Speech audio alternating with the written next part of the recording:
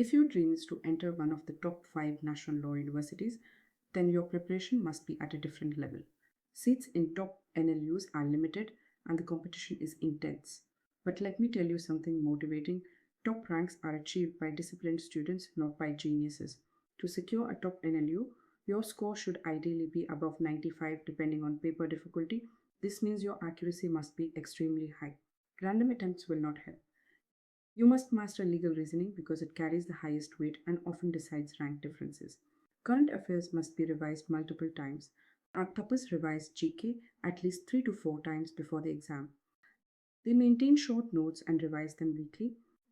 They also practice at least 40 full-length mocks before the exam and analyze each one deeply.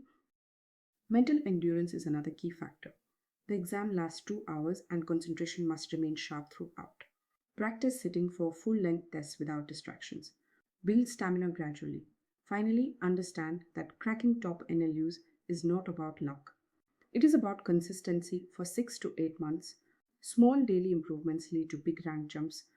If you remain disciplined and strategic, an All India rank under 500 is absolutely achievable. Believe in the process, trust your preparation, and stay consistent.